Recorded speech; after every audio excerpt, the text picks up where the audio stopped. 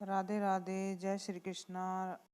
आप सबका स्वागत है मेरे बांके बिहारी चैनल में। आज सुनते हैं बृहस्पतिवार की व्रत कथा।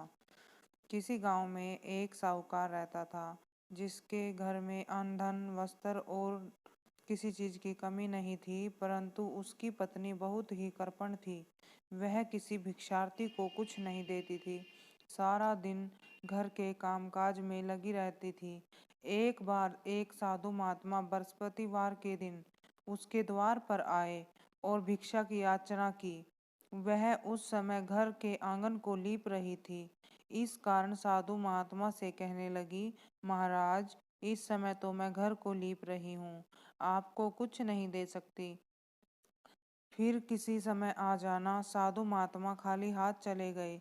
कुछ दिन बाद वही साधु महात्मा फिर आए और उसी तरह भिक्षा मांगी। साहूकारनी उस समय अपने बेटे को खाना खिला रही थी। वह कहने लगी, महाराज, मैं क्या करूं, मेरे पास समय नहीं है, इसलिए आपको भिक्षा नहीं दे सकती। तीसरी बार साधु महात्मा आए तो उसने उन्हें उसी तरह टालना चाहा, परंतु साधु महात्मा कहने लगे, यदि तुमको बिल्कुल ही अवकाश हो जाए तो मुझको भिक्षा दे दोगी। साहूकारनी कहने लगी, हाँ महाराज, यदि ऐसा हो जाए तो आपकी बड़ी कृपा होगी। साधु महात्मा कहने लगे, अच्छा, मैं एक उपाय बताता हूँ। तुम बृहस्पतिवार को दिन चढ़ने पर उठो और सारे घर में झाड़ू लगाकर कूड़ा एक कोने में जमा करके रख दो।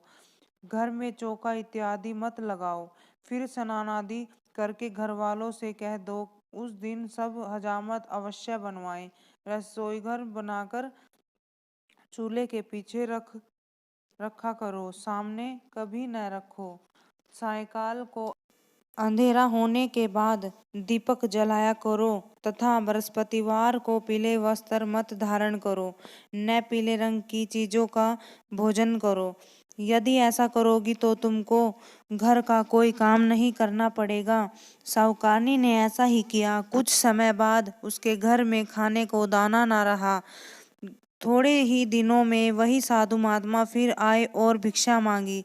साहूकारनी ने कहा, महाराज, मेरे घर में खाने को अन्न नहीं है, आपको क्या दूं? तभी साधु महात्मा ने कहा, जब तुम्हारे पास सब कुछ था तब भी तुम कुछ नहीं देती थी, अब पूरा पूरा अवकाश है, अब भी कुछ नहीं दे रही हो, तुम क्या चाहती हो वह कहो। तब साहूकारनी ने हाथ जोड़कर प्रार्थना की, महाराज, अब आप कोई ऐसा उपाय बताओ कि मेरे पास पहले जैसा धन धान्य हो जाए।